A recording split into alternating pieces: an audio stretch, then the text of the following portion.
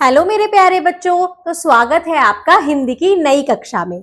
इस कक्षा में मैं आपको पढ़ाऊंगी कक्षा 2 का पाठ 2, जिसका नाम है दादाजी की सीख। अब दादाजी मतलब हमारे पापा के भी पापा। दादाजी कौन होते हैं? हमारे पापा के भी पापा। तो जो बड़े लोग होते हैं वो हमें क्या देते हैं? सीख देते हैं। तो इस कहानी में हम पढ़ने वाले हैं कि दादाजी की सीख, दादाजी ने हमें क्या सीख दी। ये एक क्या है? कहानी। आइए पढ़ते हैं इस कहानी की प्रस्तावना। प्रस्तावना मतलब होता है कि इस कहानी की शुरुआत, आरंभ कैसे होता है। गर्मी की छुट्टियों में रजत अपने दादाजी के गांव घूमने गया। गर्मी की छुट्टी थी, रजत अपने दादाजी के गांव चला गया, जहां हरियाली और सुंदरता थी। वहां क्या थी? गांव में क्या होती है? हरियाली और सुंदरता थी। एक दिन रजत ठोकर खाकर गिर पड़ा और क्रोध में पत्थर को ठोकर मारी, जिससे उसे और दर्द हुआ। अब क्या हुआ? एक दिन रजत क्या हुआ? ठोकर खाकर गिर गया। अब जिस पत्थर से ठोकर खाकर गिरा, उसने गुस्से में उस पत्थर को ही मार दिया। अब उसको मारने में पत्थर को तो दर्द नहीं हुआ, किसको दर्द हुआ? फिर से रजत को दर्द हुआ। दादाजी ने उसे समझाया कि क्रोध करने के बजाय हमें समस्याओं को का समाधान ढूंढना चाहिए। दादाजी ने क्या सिखाया कि अगर हम गुस्सा करेंगे, गुस्सा करने के बजाय हमें अगर जो भी प्रॉब्लम है उसका सॉल्यूशन ढूंढना चाहिए, समस्याओं का समाधान करना चाहिए। इस कहानी की परिकल्पना क्या है? हमें अपने क्रोध पर काबू क्यों रखना चाहिए। परिकल्पना, अपनी कल्पना से बताना है कि हमें अपने क्रोध पर काबू क्यों रखना चाहिए और समस्याओं का समाधान शांतिपूर्वक कैसे ढूंढना चाहिए। कोई भी समस्या होती है तो शांति से हम उसका समाधान कैसे ढूंढते हैं। इस कहानी का उद्देश्य क्या है? ये कहानी आपको क्या सिखाना चाहती है? हम सबको क्या सिखाना चाहती है? क्या उद्देश्य है? हमें अपनी गलतियों से सीखना चाहिए। अगर हम कुछ गलती करते हैं तो हमें उसे सीखना चाहिए और उन्हें सुधारने के लिए सही कदम उठाने चाहिए। किसी गलती को सुधारने के लिए उसको हमें सही कदम उठाने चाहिए। कहानी शुरू होती है कुछ इस प्रकार। गर्मियों की छुट्टियों में रजत अपने दादाजी के पास घूमने के लिए गया। उसके दादाजी एक सुंदर गांव में रहते थे। रजत अपनी गर्मियों की छुट्टी में, जैसे आप सबकी भी गर्मियों की छुट्टी पड़ती है तो आप भी जाते हैं दादी या नानी के यहाँ, तो ऐसे ही रजत अपनी गर्मियों की छुट्टी में दादाजी के पास घूमने गया। दादाजी का गांव एक बहुत सुंदर गांव था। वो बहुत सुंदर गांव में रहते थे, जहां चारों ओर बहुत हरियाली थी। हरियाली मतलब ग्रीनरी, हर जगह पेड़ पौधे थे। एक दिन वह दादाजी के साथ घूमने जा रहा था कि रास्ते में एक पत्थर से ठोकर खाकर गिर पड़ा। वो एक दिन दादाजी के साथ घूमने निकला तो वो क्या हुआ? रास्ते में एक पत्थर था तो उससे ठोकर खाकर वो गिर गया। दादाजी ने सहारा देकर उसे उठाया। रजत ने क्रोध से उस पत्थर को ठोकर मारी। अब जैसे वो गिरा तो दादाजी ने उसको उठाया, लेकिन रजत को इतना गुस्सा आया। क्रोध मीन्स होता है गुस्सा। उसने गुस्से से उस पत्थर को ठोकर मार दी। इससे उसके पैर में फिर से दर्द हो गया। अब जब ठोकर मारी तो फिर से ही उसके पैर में लग गई, फिर से दर्द होने लगा, वह रोने लगा। दादाजी ने उसे समझाया कि अगर तुम पत्थर को ठोकर नहीं मारते तो वह भी तुम्हें नहीं मारता। वो कह रहे थे कि अगर तुम पत्थर को नहीं मारते तो वो तुमको नहीं मारता और तुमको दर्द भी नहीं होता। गलती तुम्हारी है। अगर तुम देखकर चलते तो तुम्हें ठोकर नहीं लगती। मतलब वो देखकर नहीं चल रहा था, इसलिए उसको ठोकर लगी, और ठोकर लगी तो वो गिर गया और उसको दर्द हुआ। तुम्हें चाहिए था कि पत्थर को हटाकर एक किनारे पर कर देते। अब लगने के बाद उसको ऐसा करना चाहिए था कि पत्थर को उठाकर किनारे पर रखना चाहिए था कि ताकि कोई और ना गिरे, लेकिन उसने क्या किया? उसको फिर से मार दिया। आइए बताइए मन की बात। क्या आप रास्ते में पड़े पत्थरों को हटाकर किनारे रखते हैं? क्या अगर कोई पत्थर आपके रास्ते में आता है तो आप उसको हटाकर रखते हैं? पाठ से बताइए। रजत दादाजी के पास कब गया? रजत कब गया दादाजी के पास? गर्मियों की छुट्टी में। रजत को क्रोध क्यों आया? अब रजत को क्रोध क्यों आया? क्योंकि वो पत्थर से टक्कर खाकर गिर गया था, इसलिए रजत को क्या आया? क्रोध आया। और क्रोध में उसने क्या किया? पत्थर को टक्कर मार दी। अब रजत कहते हैं, आप ठीक कह रहे हैं दादाजी, मैं अभी इसे हटाकर किनारे पर कर देता हूं, जिससे किसी दूसरे को चोट ना लगे। उसने वह पत्थर वहां से हटा दिया। अब रजत को समझ में आया कि दादाजी ठीक कह रहे हैं। उसने वो पत्थर हटाकर वहां से किनारे पर रख दिया। दादाजी और रजत चलते चलते एक हरे भरे व सुंदर उपवन में पहुंच गए। उपवन मतलब एक बगीचा। उपवन में पहुंच गए। वहां चारों ओर फूलों की महक थी। अब बगीचे में तो बहुत सारे फूल थे, वहां बहुत सारी महक आ रही थी। इतनी महक कि वहां की मिट्टी भी महक रही थी। मतलब इतनी खुशबू थी कि वहां की मिट्टी में से भी खुशबू आ रही थी। रजत तो उस महक में अपनी सुध बुध ही खो बैठा। सुध बुध मतलब वो अपने आप में नहीं रहा, वो सुध बुध खो गया, मतलब अब उस खुशबू में खो गया। अब उसने दादाजी से पूछा, दादाजी हमारे अध्यापक तो कहते हैं कि मिट्टी में कोई गंध नहीं होती है। गंध मतलब मिट्टी की कोई स्मेल नहीं होती है। स्मेल मतलब मिट्टी की कोई खुशबू नहीं होती है। फिर यह मिट्टी कैसे महक रही है? तो इस मिट्टी में से क्यों महक आ रही है?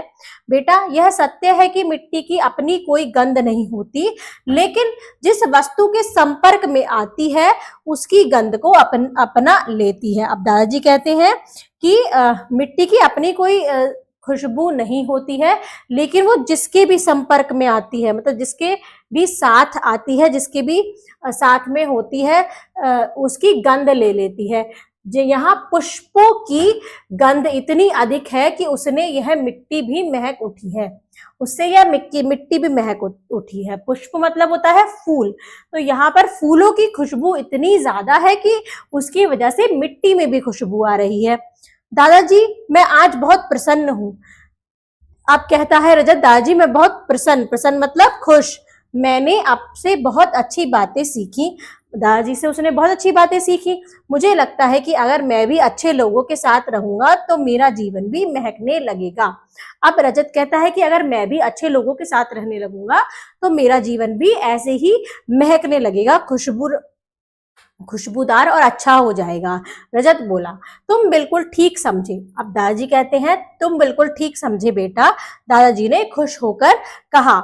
शिक्षा, इस कहानी से हमें क्या शिक्षा मिलती है? इस कहानी से हमें शिक्षा मिलती है, सदैव अच्छे लोगों के साथ रहो तथा अच्छे कार्य करो। हमेशा अच्छे ही लोगों के साथ रहना चाहिए और हमेशा अच्छे ही काम करने चाहिए। कार्य मतलब काम, अच्छे काम करने चाहिए। अगर हम अच्छे लोगों के साथ रहेंगे तो हम काम भी अच्छा अपने आप ही करने लगेंगे। आइए पढ़ते हैं शब्द पिटारा। शब्द पिटारे का पहला शब्द है क्रोध। क्रोध मतलब होता है गुस्सा। उपवन, उपवन मतलब होता है बाग, बगीचा या गार्डन। शुद्ध बुद्ध मीन्स होता है होश। अब आता है अगला शब्द गंध। गंध मतलब महक, स्मेल। संपर्क मतलब साथ, किसी के साथ में रहना, संपर्क में रहना। पुष्प मतलब होता है फूल।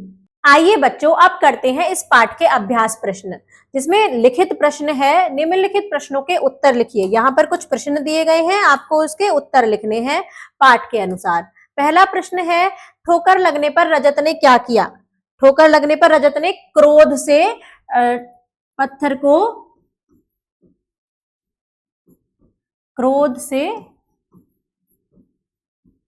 पत्थर को लात मारी।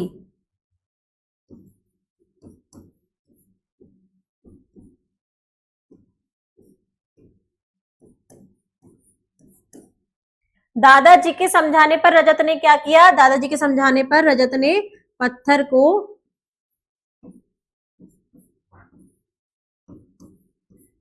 वहां से हटा दिया।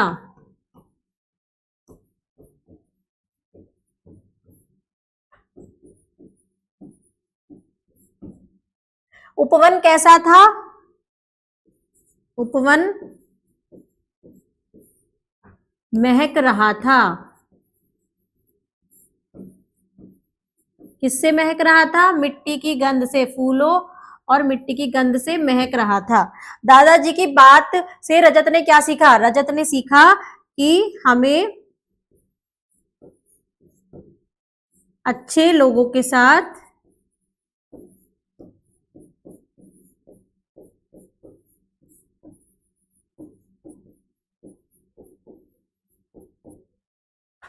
अच्छी संगत में रहना चाहिए।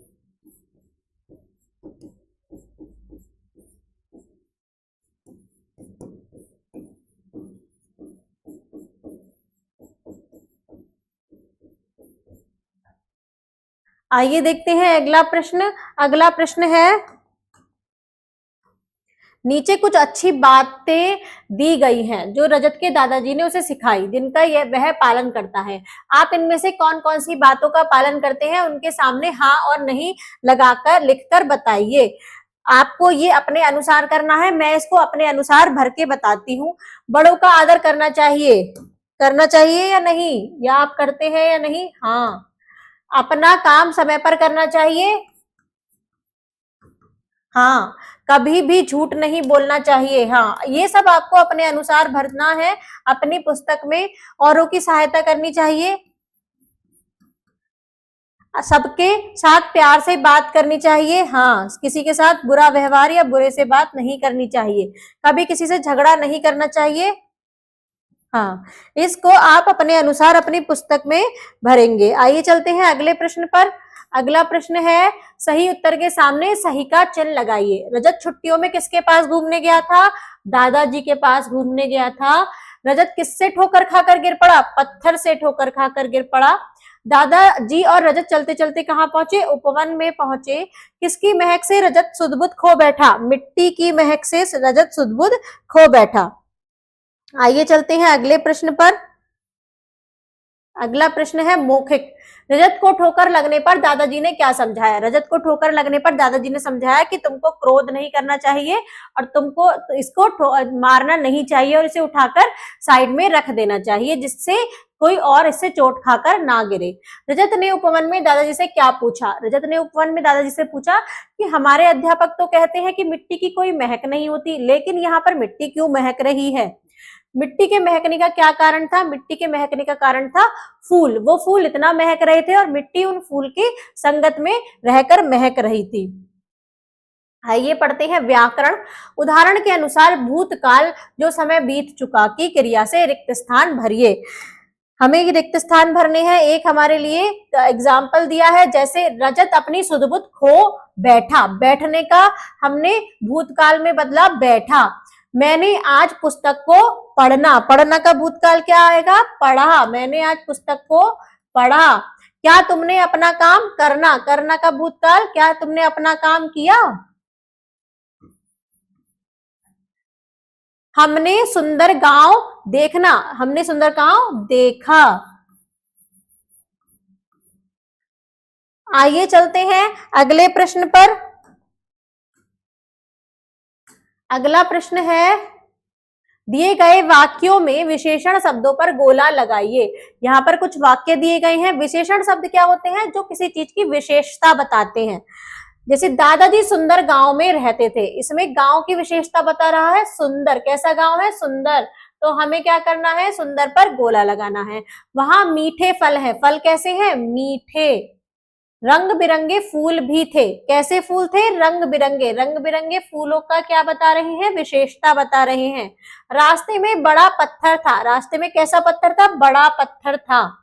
आइए चलते हैं अगले प्रश्न पर। कल्पना की कलम से।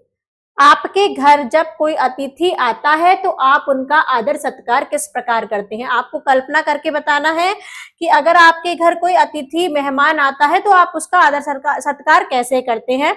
अब है रचनात्मक गतिविधियां। आपके दादाजी नानाजी कहाँ रहते हैं? आप उनसे मिलने कब जाते हैं? आपको यहाँ भरना है। आपको बताना है कि आपके दादाजी और नानाजी रहते कहाँ हैं और आप उनसे मिलने कब जाते हैं। गर्मी की छुट्टी में, सर्दियों की छुट्टी में, आपको बताना है। गर्मी की छुट्टियों में आप कहाँ घूमने गए थे? अपनी यात्रा के विषय में कक्षा में बताइए। आप गर्मी की छुट्टियों में कहाँ गए थे? आपको कक्षा में अपने बताना है सारे मित्रों को। सूझबूझ। नीचे दी गई समस्याओं के समाधान लिखिए। कुछ समस्याएं दी गई हैं, उनके समाधान लिखने हैं। समस्या है किसी चीज से ठोकर लगना। अगर हमें किसी चीज से ठोकर लगती है तो हमें उसको वहां से हटा देना चाहिए। क्या करना चाहिए? उसको हटा देना चाहिए। किसी से झगड़ा होना। अगर आपका किसी से झगड़ा होता है तो क्या करना चाहिए? सुलह कर लेनी चाहिए।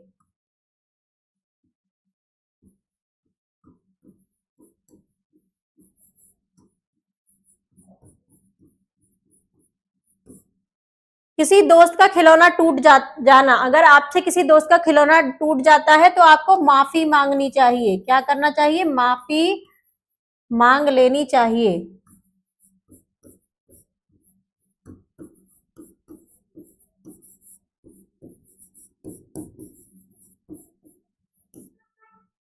आइए देखते हैं आगे।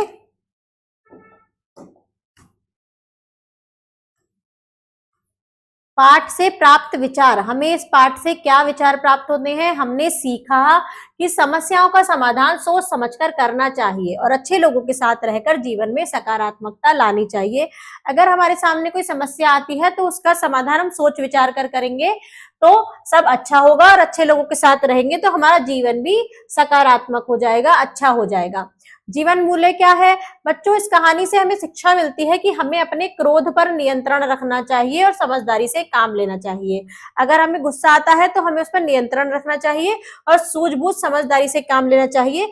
जब रजत ने क्रोध में आकर पत्थर को ठोकर मारी तो उसे और भी अधिक चोट लगी, क्योंकि क्रोध से क्या हुआ? क्रोध से रजत ने पत्थर को ही ठोकर मार दी तो क्या हुआ? उसको और अधिक दर्द हुआ। इस घटना से हमें सीख मिलती है कि जल्दबाजी और क्रोध से कुछ भी अच्छा नहीं होता, बल्कि हमें धैर्य पूर्वक और समझदारी से समस्याओं का समाधान निकालना चाहिए।